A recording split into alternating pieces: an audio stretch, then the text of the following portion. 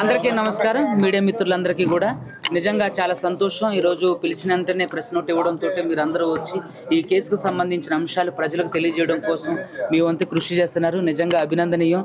ప్రజాప్రతినిధులకు లేని ఆరాటం, ప్రజాప్రతినిధులకు లేని ఒక గొప్ప స్ఫూర్తి నిజంగా ఈరోజు మీడియా మిత్రులకు ఉంది. ఈ కేసు విషయంలో నేనేమంటానంటే, ఈ కేసులో అడ్వకేట్ సుబ్బు ఎక్కడా కూడా లొంగిపోలేదు, ఎక్కడా కూడా లంచం తీసుకోలేదు, ఎక్కడా కూడా అడ్వకేట్ సుబ్బుకి అలాంటి పేరు లేదు. ఈ కేసులో ఆఖరి వరకు కూడా నిలబడతాం.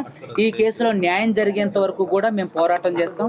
ఖచ్చితంగా ఎవరైతే నిందితులు ఉన్నారో వాళ్ళని ఖచ్చితంగా జైలుకు పంపించేంత వరకు కూడా మేము వెనకాడం. ఇంకొక విషయం ఏంటంటే, మీడియా వేదికగా నేను మీడియా మిత్రులందరికీ చెప్పే విషయం ఏంటంటే, ఇక్కడ బ్యాంక్ ట్రాన్సాక్షన్స్ జరుగుతున్నటువంటి ఏవేదైతే బ్రహ్మవత్తు మధు కానివ్వండి, తర్వాత ఎవరైతే శివ ఉన్నారో, మంగ్లీ గారు ఉన్నారో, వాళ్ళని ఎందుకని అరెస్ట్ చేయలేదు? వాళ్ళని అరెస్ట్ చేయకపోవడానికి గల ఆంతర్యం ఏంటి? ఈరోజు 2,000 రూపాయలు ఫ్రాడ్ ట్రాన్సాక్షన్ జరిగితే అకౌంట్లు ఫ్రీజ్ చేసి వాళ్ళ మీద కేసులు పెడుతున్నటువంటి పోలీసు వ్యవస్థ ఎందుకని మరి ఈరోజు ఇన్ని లక్షల రూపాయలు, ఇన్ని కోట్ల రూపాయల ఫ్రాడ్ జరిగినప్పుడు, ట్రాన్సాక్షన్ జరిగినప్పుడు ఎందుకని మరి వీళ్ళని అరెస్ట్ చేయలేదు? సో కాబట్టి నేను ఏమంటానంటే, అదేవిధంగా తెలుగు ప్రజలందరికీ, అదేవిధంగా మీడియా మిత్రులందరికీ నేను ఒకటే విన్నవించేది ఏంటంటే, ఈ కేసులో ఆవిడ పెద్ద హస్తం ఉంది. ఆవిడే ఇందులో మెయిన్ కల్ప్రిట్, కర్త కర్మ క్రియ ఆవిడేనని బాధితులు మాతో చెప్తూనే వస్తున్నారు. ఖచ్చితంగా ఆ కేంద్ర మంత్రి యొక్క హస్తం ఈవిని కాపాడుతుంది కాబట్టే ఇంతవరకు ఇంత పెద్ద సెన్సేషన్ అయినటువంటి ఈ పెద్ద స్కాము ఇంతవరకు కూడా అరెస్టులు కాకోకుండా ఉంది. మరి ఏదైతే బాధితులు ఉన్నారో వాళ్ళందరి ప్రాణానికి ఎవరు హామీ? ఇంకా నేను ఒకటే విషయం ఇక్కడ మీకు చెప్పదలుచుకున్నది ఏంటంటే, చాలా మంది చనిపోవడానికి అవకాశం ఉంది.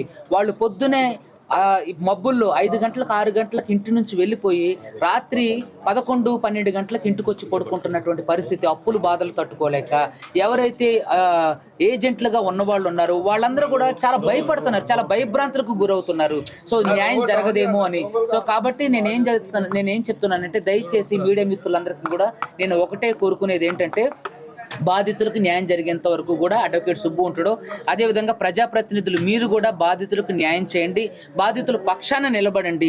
సో నేను ఏమంటున్నానంటే, ఎవరైతే స్కాములు చేశారో, ఎవరైతే దాచుకున్నారో వాళ్ళని కాపాడే ప్రయత్నం మాత్రమే జరుగుతుంది తప్ప వాళ్ళు ఎక్కడ కూడా వాళ్ళ మీద లీగల్ యాక్షన్ కానివ్వండి, వాళ్ళు అరెస్ట్ అయిన దాఖలాలు కానివ్వండి, వారి మీద తీసుకున్నటువంటి యాక్షన్ కానివ్వండి, ఇంతవరకు పోలీస్ వ్యవస్థ దగ్గర నుంచి కానీ ప్రభుత్వం దగ్గర నుంచి కానీ ఏమీ రాలేదు.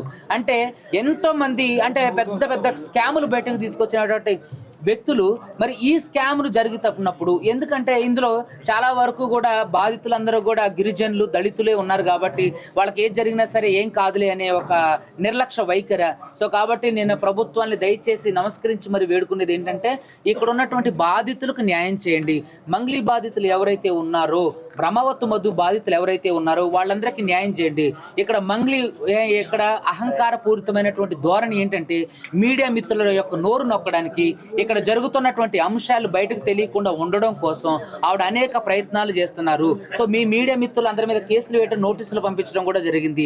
సో ఇక్కడ నాకు తెలిసినంత వరకు కూడా ప్రత్యేక తెలంగాణ రాష్ట్ర ఏర్పాటు అయిన తర్వాత ఎవరికి ఇంతమంది మీడియా ఛానళ్ళకి నోటీసులు కానివ్వండి, కేసులు వేస్తామని బెదిరింపులు కానీ జరగలేదు. ఎస్పెషలీ మంగ్లీ కేసులో మాత్రమే ఎందుకు ఇలా జరుగుతుంది?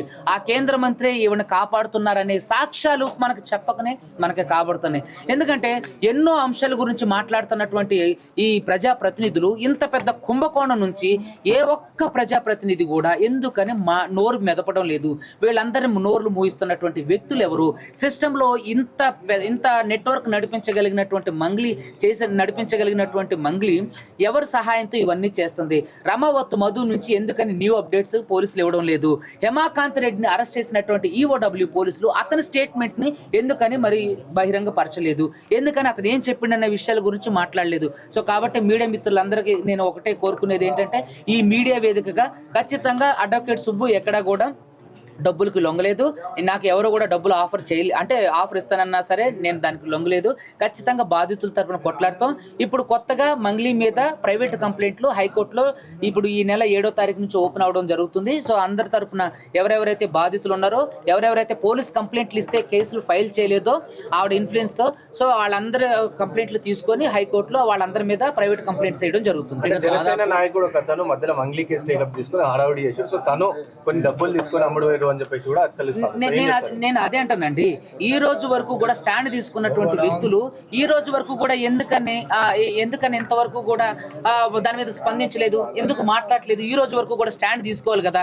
ఆయన నైతిక బాధ్యతగా వాళ్ళ సామాజిక వర్గంలో జరిగినటువంటి ఎంత ఫ్రాడ్ గురించి ఎందుకని అతను రాజకీయం మాత్రమే చేయడానికి వచ్చిండా అనే అనుమానాలు లేకపోలేదు. ఎందుకంటే ఇప్పటి వరకు కూడా అడ్వకేట్ సుబ్బు స్టాండ్ తీసుకున్న విధంగా ఎందుకని మరి మిగతా వాళ్ళు ఉన్నటువంటి వ్యక్తులు ఎవరైతే ఉన్నారో వాళ్ళు ఎందుకు మీడియా ముందుకు రావట్లేదు? వాళ్ళు ఎందుకు బాధితులతో టచ్ లో లేరు? వాళ్ళు ఎందుకు, మీరు నాతో ఇందాక అన్నారు కదా, మీరు ఎమ్మెల్యే కార్యాలయాలు ముట్టడించవచ్చు కదా, అది లీగల్ గా నా పని కాదు కాబట్టి వాళ్ళు నాయకులుగా ఉన్నారు కాబట్టి వాళ్ళ సామాజిక వర్గం వాళ్ళతో ఆ పని చేయొచ్చు. మరి ఎందుకని ఈ పనులు చేయలేదు? ఎవరి స్వార్థం కోసం, ఎవరి స్వప్రయోజనం కోసం, ఎవరి స్వలాభం కోసం ఇవన్నీ చేశారు. సో ఇదంతా మీరందరూ మీడియా మిత్రులు తెలుసు. ఆ రోజు కూడా మీరు అడగలేదు, వాళ్ళని కడిగారు. సో అది నిజంగా అభినందనీయం. ఈ కేసులో ఎవరైతే కల్ప్రిట్స్ ఉన్నారో వాళ్ళందరినీ ఎట్టి పరిస్థితుల్లో వదిలిపెట్టేది లేదు.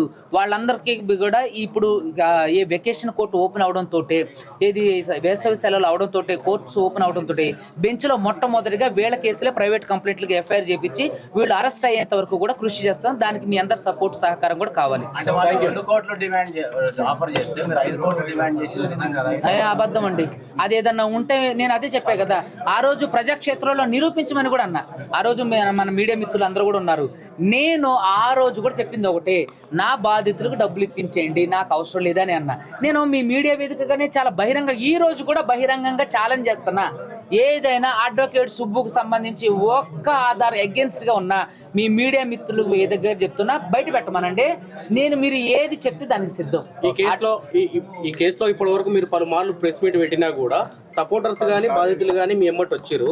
ఈ రోజు మీరు మాత్రమే ప్రెస్ మీట్ కి రావడానికి గల కారణం ఏంది? మీ నెగ్లెక్ట్ ఏమైనా ఉందా? లేదండి, ఈ రోజు నేను మాత్రమే ప్రెస్ మీట్ పెట్టడానికి గల కారణం ఏంటంటే, నేను ఎక్కడికి వెళ్ళినా సరే మన మీడియా మిత్రులు కానివ్వండి, అదేవిధంగా ప్రజలు కానివ్వండి, నేను ఏదన్నా వీడియో ఇన్స్టాగ్రామ్ లో పోస్ట్ చేసినా సరే, అన్నగారు మంగ్లీ కేసు ఏమైంది సార్, మంగ్లీ కేసు ఏమైంది, మీరు ఏం చేశారు, మీ స్టాండ్ ఎటువైపు అని మాట్లాడడంతో ఇది ప్రతినిధులుగా ఎవరైతే నేను ఉన్నానో నన్ను అడిగిన క్వశ్చన్స్ కి నేను ఆన్సర్ చేస్తున్నా. ఇంకా చాలా మంది ఎవరైతే బాధితులు ఉన్నారో వాళ్ళు కూడా వాళ్ళని కూడా అడుగుతున్నారు ఏమైంది మీ కేసు అని. సో అడ్వకేట్ సుబ్బు మీద వచ్చినటువంటి కేసు అంటే అపవాదులన్నింటినీ కూడా క్లియర్ చేయడానికి ఇక్కడ అడ్వకేట్ సుబ్బు ఎక్కడ కూడా కల్ప్రిట్ అవ్వలేదు, అడ్వకేట్ సుబ్బు ఎవరికి లొంగలేదు అని ప్రజలందరికీ తెలియజేయడం కోసం ఈ ప్రెస్ మీట్ యొక్క ముఖ్య ఉద్దేశం.